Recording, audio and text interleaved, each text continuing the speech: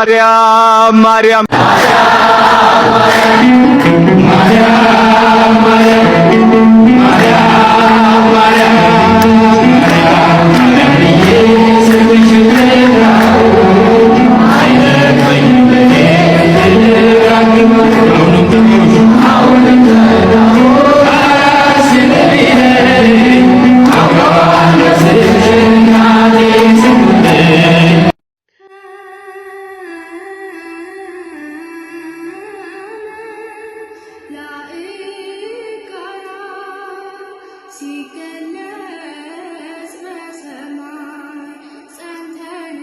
በሰው ለሚስቅ ሰው መሳቂያ የሚሆንበት ዘመን እግዚአብሔር ያመጣል። ለጨካይ ሰው እግዚአብሔር ጨካይ ሰው ያመጣል። እርግጠኛውን ይሁን። ርህሩህ ሰው ግን በስላሴ እጅ ተይዞ ዘመኑን ይፈጽማል። ብታጡ ብትነጡ ራሳችሁን ማጥፋት የለባችሁ። ሰው ቢጠላችሁ፣ ባይሳካላችሁ፣ ብትደህዩ፣ ትምህርት ራሱ ውጤት ባይመጣላችሁ፣ ባትቀጠሩ፣ ዘመዶቻችሁ ቢጠላችሁ፣ ጓደኛ ባይኖራችሁ፣ ገንዘብ ባይኖራችሁ በክርስቶስ ደም የተገዛው ቅዱስ መቅደስ ነኝ ብላችሁ በዚህ ብቻ ደስላችሁ ይገባል። ስለወደደን፣ ስለጠራን፣ ስላነጻን፣ ስለቀደሰን፣ ወገኖቹም ስላደረገን፣ ባይድ የነበሩን አውሬ የነበርነውን በጎቹ ስላደረገን፣ ባይድ የነበርነው ልጆቹ ስላደረገን፣ የእግዚአብሔር ልጅ ከመሆን በላይ እድልነት የለም። ለራሳችን ክብር መስጠት ያለብን። አሁን ቁስ አጣው ብለህ እንዴት ራስህን ታጠፋለህ? ሰው ከቁስ በላይ ነው። ሰው ከእውቀት በላይ ነው። ሰው ከቤት በላይ ነው። ሰው ከዝምድና በላይ ነው። ሰው ልዩ ክቡር ነው። የተገዛችሁት በዚያ በሚቃጠል መስዋዕት፣ በዚያ በንጹሕ በግ በክርስቶስ ደም ነው። ለእናንተ ተቸንክሯል። ለአንዷ ዓይናችሁ፣ ለአንዷ ጥፍራችሁ፣ ለአንዷ እጃችሁ፣ ለአንዲቱ ጠጉራችሁ ክርስቶስ ተቸንክሮላታል። በምስማር ተወግቷል፣ በጦር ተወግቷል፣ በገመድ ተጎትቷል፣ መሬት ላይ ተጥሎ ተስቧል። ለእናንተ ለአንዳችን፣ ለአንዲቱ ሕዋሳታችን ይህን ያህል እንደሚወዳችሁ እርግጠኛ ሁኑ። ሰው ቢወዳችሁ እንጀራ ነው የሚያበላችሁ። እጁን እግሩን ቆርጦ የሚሰጣለ እንዴ? እግዚአብሔር እንዲህ ያለ ቸር አባት ነው። ስንጠላው የወደደን አምላክ ክብር ምስጋና ይገባው። ምድር ላይ ሰላም የሌለው ሰው ቅናት ያለው ሰው ብሽቅ ረብ አይኑ ቀይ ነው የሚሆነው ቀናተኛ ሰው። የራስ ስንት ሀብት አለ እኮ ብትቆፍረው እግዚአብሔር ልብ ውስጥ የቀበረው። የራሳችን ብንፈልገው መክሊት አለን። በሰዎች መክሊት እየቀናን እየሄድን ከምናበላሽባቸው ስሙት። እግዚአብሔር ባዶ ሲያረጋችሁ አታማሩ። ክርስቲያኖች አናማር። ባዶ ሲያረግህ ለሆነ ነገር እያዘጋጀህ ነው። ለሆነ ትልቅ ዓላማ እያዘጋጀህ ነው። ተመልከቱ። ሙሴን እኮ የበግ ጠባቂ አድርጎ ያስቀመጠው ለምን መሰላችሁ? በኋላ ላይ እስራኤላውያንን የሚመራ መሪ ስለሆነ በበጉ እያለማመደው እኮ ነው። በግ እኮ ስንት አይነት አመል አለው። አንዱ ልጋጥ ይላል፣ አንዱ ልኮብልል ይላል፣ አንዱ ይጋጫል፣ አንዱ ይማታል፣ አንዱ ጭቃ ውስጥ ይንከባለላል፣ አንዱ ውሃ ይጠጣል። ይህንን ሁሉ የበግ አመል ሙሴን 50 ዓመት እንዲለማመድ አደረገው እግዚአብሔር። በ30 ዓመቱ ነው ከግብፅ የወጣው። 50 ዓመት ሙሉ በግ ጠባቂ አደረገው። 50 ዓመት ሙሉ ይህንን በግ ያስጠበቀው ግን ተዋርዶ እንዲቀር ስለፈለገ አይደለም። እንደ በግ የመሰላቸውን ህዝቡን መጠበቅ የሚችልበትን ጥበብ በበጎቹ ሊያስተምሮ ስለፈለገ ነው። ታዲያ ዝቅ ማለት ሁሌ ውርደት ይመስላችኋል?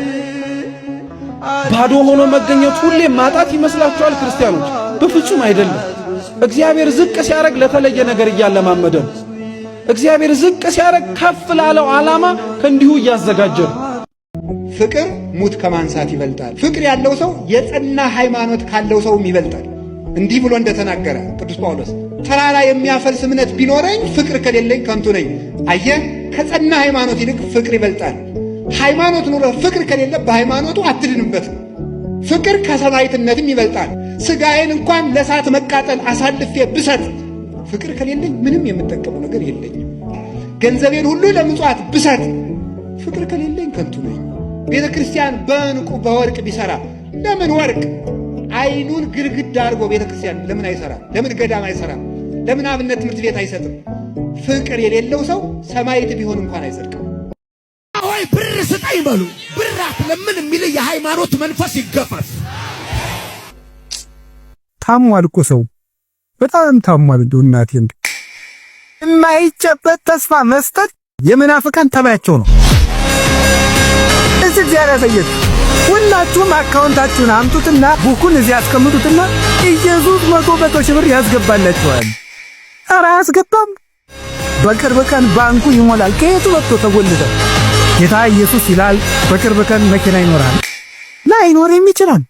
ይሁን አይደለም ይሄ እንደው የነሱ ጅልነት እኮ አይደለም፣ የእናንተ ብደት ነው። በቅርብ ቀን በእግርህ ትሮጣለህ፣ በቅርብ ቀን በእጅህ ትሮጥ። ምንድነው እንደዚህ ያለ ነገር? በመከራ ከመሰልነው በክብር እንመስለዋለን። ከክርስቶስ ጋር እንሞታለን፣ ከክርስቶስ ጋር እንነሳለን። የሥጋ ስብከትን ተስፋ ማስደረግ የላባ ስብከት ነው። እውነት ነው የምነግረው። የማይጨበት ተስፋ አንሰማም። አንዳንዶቻችን ንጹህ ሆነን መቅረብ እንፈልጋለን። ወገኖቼ ይህ የተዘጋጀው መስዋዕት፣ ይህ የተሰራው ሥርዓት ለንጹሃን እንዳይመስላችሁ ኃጢአተኞች ለሆን ነው። ለኛ በጣም በሽተኛ ነኝ ካላችሁ ወደ ሐኪሙ ትመጣላችሁ። በጣም ቆሽሽ ያለው ካላችሁ ወደሚያነጻው ትቀርባላችሁ። የምንቀርበው በጣም ታማሚዎችና ደካሞች በሽተኞች ስለሆነ ነው፣ ጻድቃን ስለሆነ ነው። ንጹህ እስከመሆን ድረስ አልቀርብም ካላችሁ ግን እመኑኝ አባቶቻችን እንደሚሉት መቼም ንጹሃን ሆነ የሚያነጻ ነፍስ ያለ። ለምን ትጨነቃላችሁ? ጌታ ሆይ መቼ ነው የምታሳካልኝ? መቼ ነው የራሴ ጎጆ የሚኖረኝ? የራሴ መጠለያ የሚኖረኝ? ጦም የሚያድረው ወንድማችን ክርስቶስ ነው። እኛ ሁለት አይነት ምግብ በልተን ሶስተኛው በመጉደሉ እያጉረመረምን ጥሬ አጥቶ የሚያድር ደሃ ጎረቤታችን አለ። ያ ክርስቶስ ነው። ታስታውሳላችሁ? እንግዳውኝ ብመጣ አልተቀበላችሁኝም፣ ተርቤ ያላበላችሁኝም፣ ተጠምቼ አልጠጣችሁኝም አለ። መቼ ርቦ ሆነ ያላበላን ሲሉት ለባልንጀራችሁ ካላደረጋችሁ ለእኔ ያላደረጋችሁ ምን ያለ። ወጣቶች በበታችነትም በብቸኝነትም ነው ራሳቸውን እየጎዱ ያሉት። ብቸኝነት እንዳይሰማ አንተ የኔ ነህ የሚልህ ዓለምህን የቀመሰ አለ። ስሜቴን የሚረዳ መፈተኔን የሚያውቅ የለም እንዳትል። ካንተ በላይ የተፈተነ፣ ካንተ በላይ የተገፈተረ፣ ካንተ በላይ የተተወ፣ ካንተ በላይ የተባረረ፣ ካንተ በላይ የተናቀ አለልህ። መፈተንን ስለቀመሰ ሊራራልን የሚችል አምላክ አለ። ወጣቶች ሆይ ይሄ አምላክ ነው አንተ የኔ ነህ የሚልህ።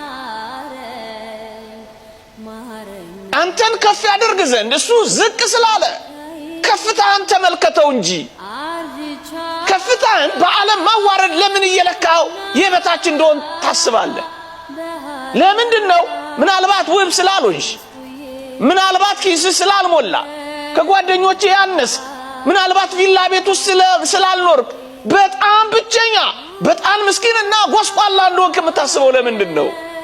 አየህ አንተ በእግዚአብሔር እጆች ውስጥ ያለህ ነህ።